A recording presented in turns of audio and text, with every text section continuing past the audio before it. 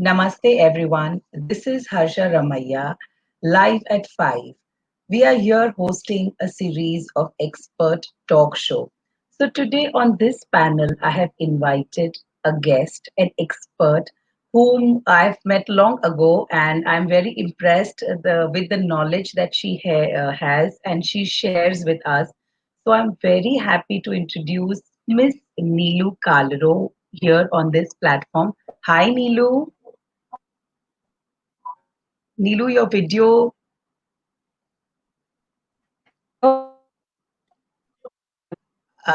and audio both. So first, when I met Nilu, it was at her school in Oshiwara, and Nilu also is an ECA Hello. territory head for Mumbai chapter. Nilu, are you able to hear me? Nilu, are you able to hear me, Nilu? Hello?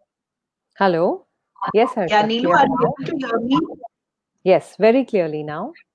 Correct. So I was just telling the audience that I had met you at Oshiwara at your school. That was the first meeting that we had. So can you just tell me about something about your school and your role in your school, Neelu? So, talking about school, Harsha, thank you for asking a very dear thing and a very dear communication that I'd like to share. So, I work very closely with the early years at JBCN International School, Oshiwara. We have four schools in Mumbai, and I head the early years at Oshiwara. I would say my school is a space. It is a space that has a life of its own. And the members of that family and that community are all the stakeholders in there, whether they are our learners, our parents, our staff, they make our extended family. So, daily when I move to school, I go to school. Now, when I'm not going to school, yet we are that connected that it's the love that takes it forth. So, it's a space for me, a wonderful space. Wonderful, wonderful put, Neelu. And why I asked you about this, Neelu, because the topic that today we are going to talk about is parent school relationships.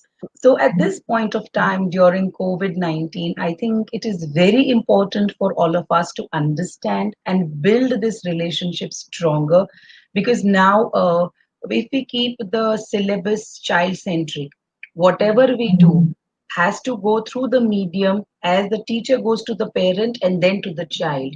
So, Neelu, my first question to you is that how important is a parent school partnership? Hmm. Harsha, times have changed. I think today we are in a space where every parent, every school believes that collaboration is the key. And it's a relationship. It's the beginning of a long relationship that we are going to have together, right? So, this is where they believe that both have to partner together. I am a strong believer of the fact that when home and school come together, you can work wonders for the child. At every step, that is where we have to come in. Today, like never before, this very fact has been reinforced so strongly. Okay, we were plunged into virtual learning. We were plunged into taking a call on what are we going to do about education now. And I think barely a day or so, and schools started gearing up. And I would say schools started gearing up by having parents in the fold with them and walking that, talk with them. So that's where a lot of partnerships had to go forth. That's the only way forward. Very well said, Neelu. I completely agree to each and every statement that you made because not only during the times of COVID, but otherwise also parent-school relationships really have to be very, very strong. So, Neelu, particularly if I mention in this time of COVID, can you just give us some example wherein you felt that yes, parent-school partnership has worked out, and that is why only we could do whatever we are doing right now. For example, if I tell about virtual learning, if I tell about counseling the children, or whatever in that matter, how do you feel that it has impacted? So, one very strong thing that I take forth is whatever school decides to do, it has to be shared with the parent and there has to be feedback from both ends, both arenas. So, how we would take it forward is we know that the child is at the center of every decision that we are doing. And school is not only about literacy numeracy, learning these concepts, and then spewing it forth. It's not about that. School today, the relevance is much, much more. So, school is where your emotional, social aspect, the continuity of your entire life skill education with experiences comes together. So, what I felt in these times is when you open a dialogue with parents and you're very clear as to this is what we would like to offer, whether it's a blended model, whether it's a model where it's completely home learning. To each school, they have to see what's the parameter with their parent structure, find out the needs and what can help that parent, and likewise help the child. Because COVID 19 has taught us that somewhere a parent, what we always say, is the first teacher. We've become more closer there. So if we decide as a school to offer you a certain platform or give you a certain information in terms of blended learning, we also have to understand that how is it being received at home, and why are we doing that? Because it's the child who's the final receiver. I may plan n amount of curriculum activities, engagement, and hand it over to a parent, but what's the importance and the relevance at home, and how is it received by the child? And every child is unique, we all know that. They have different needs, they have different learning styles. So how is it going to be received is the feedback that a parent can give back to you. Let me give you a simple example. Today, if we think that we are going to keep school on between a certain time limit, okay, we are going to do it between, say, 9 to 11, 9 to 10, 9 to 9:30, whatever is the call that we take, is it really workable for that parent? Is it really workable for that child? Right? So if we have to make it workable, because it has to work for all of us, we all have to come on the same page, which is why parental training towards that is necessary. First comes parent orientation, where you let them know what is it that you're planning. Be with us, support us in it. Do we have your support? What are the challenges that you're facing? How can we help you with that challenge? Would modifying this aspect help you overcome that challenge? Probably these are conversations that need to be opened up. Next would be, after the parent orientation, it would be parental training. Does the parent have a device at home? If yes, which device is it? How can it be connected to what we are offering? If this is a video that we are sending, is it, compatible, doable? Is it workable? How is the child responding to it? How will we know? Only when you're in close sync with the parent, only when your communication lines are open, and when each have the mindset of supporting each other to support the child. So in these times, this is something which came completely to the fore. We could not have done what we did, went out to do in the past quarter or 3 months without parental support. So that's one fact. Another thought that is there is, can we stop education? Can we leave the child completely disengaged? That's not the right thing to do. Children need to be supported. Parents need to be supported at this point in time. I have had so many conversations, and I'm sure you've had that, Harsha, where somewhere parents are reaching out for that support. They are asking that I see certain behavioral differences. My child is suddenly behaving differently. My child has screen fear. My child is shy of coming there because I can see three people on the screen. So once you guide a parent on how to guide a child, that's where life becomes a little easier. And whatever is your further planning can go along without a hitch. So it's support all the way. All the way. Absolutely, Neelu, you really summed up very well. One important question that I want to discuss is that still there are a few parents. I'm not blaming the parents or I'm not making a complaint. They may be genuine, but they still have that stigma in their mind that ye virtual learning nahi chalega. The child is not sitting and it's not working. They may be right in their perspective, but how do we counsel those parents, and how do we bring positivity, and how do we open their minds? Because this way is going to be longer with us, this virtual learning is going to be a longer platform. So how do we make those parents understand, and how do we take them into confidence? So, Harsha, I am completely with parents on this. I mean, there is no doubt in my mind that they are right when they say they have a challenge. And they are right when they think that they do not want to increase screen time for a child. We're talking about the tender age of, say, 3 years to 8 years, 3 years to 6 years, up somewhere where there are play groups. It's beginning from 2 years of age. where parental guidance becomes very important. You may not put your child in front of the screen, but you may have guidance from the school coming to that effect. So here, parents are right in saying they do not want that, but it's also very important to remember that we have to move with the times. I'm not saying we give up what was our past, what is it that we believe in, and what is developmentally appropriate. We can never do that. That can never be done away with. But it's important to understand that if technology is, we see it that it's a bane and we don't want it and it's something which is going to create issues, let's look at it as a friend. Let's become friends with technology, where we decide as sensible adults how much of engagement are we going to help our child with, so that our child is not doing mindless screen time. Okay, so it could be something as simple as maybe a teacher's story that is coming to you via a recorded link, or it's a video, or probably the teacher is saying something and then it's connected to a story which is available. Okay, please remember and bear this mind in fact that every school, every teacher, right, their head and heart are in the right place, and they are going to curate, research content, and only then give it ahead to you. I say this from a school point of view because I know the n amount of checks, testings, that checklist. Is this right for our child? Is this what we want to give our child? Is this the right way to go? What is the final learning that happens? What is the skill that is addressed? What is the greatest learning that a parent can derive and share with the child? These are conversations schools do all the time. Only after that, that curated content comes to a parent. Somewhere, I think parents, I know they are going through that phase where we are moving away from what we always believed in, but somewhere let's start embracing technology in a way where we see it as a support factor. We are not going to replace education with technology or the teacher with technology, but we are only going to kind of have a blended version for now, where we are unable to be in a physical face to face format, and we are going to use this to the best measure. I agree that schools may not, I agree with you on that, Harsha. It's going to be difficult journey reopening.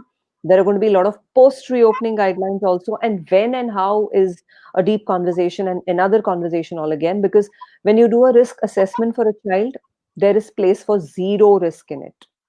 So, where physical and emotional safety of a child is at risk, that step cannot be taken. So, definitely, we are at home. At this point in time, when the times open up and parents start moving out to work, probably the child may be at home with a grandparent. They could be at home with other siblings who are little bigger, with caretakers, caregivers, or whoever there is at home to tend to them. Even if you yourself are home as a parent, this becomes a lovely facility for you to engage the child in so many other skill building activities. As I said earlier, it's not about math, English, numeracy. It's not about that. It's a lot about social emotional skills also, which get developed. So this is where we'll have to have those conversations with parents, where they start, accepting it as a positive frame of mind. And that only a parent can do. So we have to open Absolutely. these conversations with them. Absolutely. So I think the schools have to open up, the parents have to open up and then find solutions by discussing what they are facing. So I think it's a mutual understanding which they will land up into after the conversation that they have opened up. Nilu, my next question is that at times, as you mentioned about the screen time, so many schools have, designed their curriculum. So I just want you to help us understand that, for example, if you're looking forward to design a curriculum, say between 3 to 6 years, so many schools have designed a curriculum wherein lot of screen time is given. For example, 2 hours at a stretch, or maybe extended more than 2 hours. So, what would be an ideal design of a curriculum when it comes to screen, basically? I would say here, what is the kind of engagement that the school is offering? When we say Okay. 2 hours time or when we say 3 hours time, a child's attention span is barely there. And that's another training which somewhere the school and parent will have to do together with the child. So it has to be in a staggered format. Maybe initially you could have a model where you have synchronous and asynchronous learning, which means that there's going to be a time. All parents may not be able to log in at the same time, so it has to be blended. Maybe at a certain time of, say, a 20-minute, 40-minute with a break between, you come in at a time together where you're sitting with your child and you're receiving what needs to come. Your child need not interact with the screen. You can listen to the teacher's instruction, what's there, and kind of guide your child. So it becomes a blended and a guided learning. At the same time, rather than pulling it at a stretch for 3 hours or whatever, where you do everything there at a sense, there could be an asynchronous model where certain videos can be done. When I'm saying this, I know how tough it is for teachers, believe me.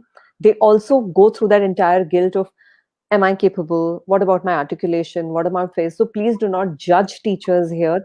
The idea is to keep continuity of education. So maybe those videos which go to a parent, which a parent can look at will and complete those activities with the child when the child is in a ready phase. But if you ask me, if you're going to have extended periods of hours where it's going to be, that has to be very crucially done.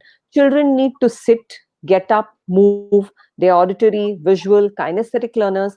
In case you need to reach out to every style of learning, that has to be where your entire process has to be done. So when we are designing a curriculum, look at each age group. Are you putting in enough timings and break times that are there? They need to have something to drink, they need to move out to use the washroom, probably they need to just take their eyes off there. And at early years, it definitely cannot be a plan where I'm talking to you and the child is right there in front of me and there's nobody along with the child. It cannot work that way. The parent Correct. has to be with the child to be able to kind of move that further. So again, this is what I meant by parent orientation. That's the further design. Absolutely. Very well said, Neelu. And here I think schools have to understand that what we are offering, which platform we are choosing, and very rightly you mentioned about the breaks because they are very, very important because the attention span of the children is very, very limited. And if they are in a traditional classroom, also it is very difficult sometimes to, keep the children engaged. So in the virtual platform, it is going to be all the more difficult. So it's very important on schools' part to keep certain things in mind and then design the curriculum. My last question, Neelu, is that as we talked about parents being open-minded, can you suggest some tips how parents, you suggested a lot of tips, but I really want to elaborate on those.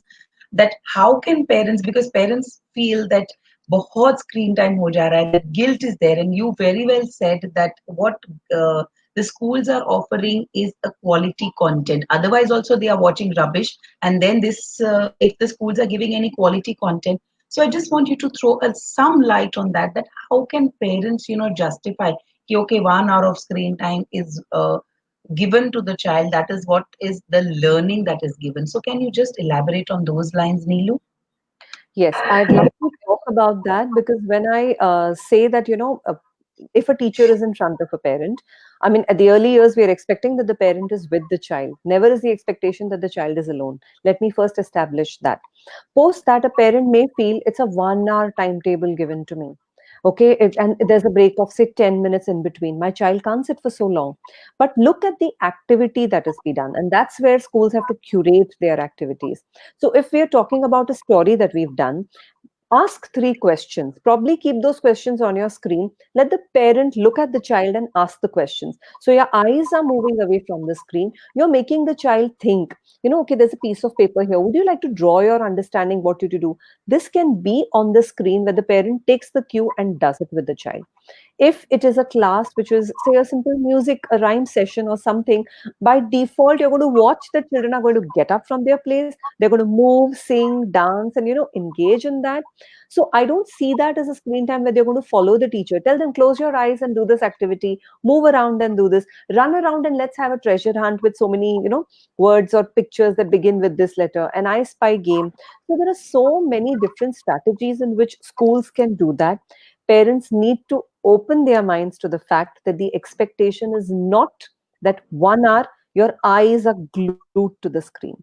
Okay, which is why you are also there. So kind of move on, look out, do these things, and let the child move and engage by himself, taking eyes off the screen. That's the entire thought.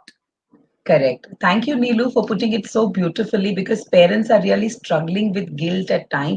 And as I said, the struggle is to make the children sit also for long because if the cartoon is on, they will sit for hours. But when the teacher is on the screen, 5-10 minutes bahut ho gaya. So I think very rightly we are using this word parent-school partnership. If hand in hand we both hold our hands and move ahead, I think we can serve the best when we think about children and their education. Neelu, thank you Absolutely. so much for coming on this page and sharing such wonderful thoughts with our parent community. Any closing comments from your side, Neelu? I just want to say that yes, we are talking about all this that can be done, but we cannot take away the fact that the times are very, very trying times for parents also. So, somewhere compassion has to come there very, very strongly. Compassion towards school and the patience to understand they are on the right track. Compassion and understanding from school towards parents to understand what they are going through. So, in case if required and you need to reach out to that parent or that child in a smaller group, I think we should not give that up. So, that's a passing comment. Let's come together and make it happen. Wonderful, Neelu, wonderful. This was indeed one of the best conversations that we had because I was so looking forward because we really need to practice what we say about school and parent partnership. So we have to wear each other's shoes and then understand, become that compassionate, and then only I think we will build a strong relationship.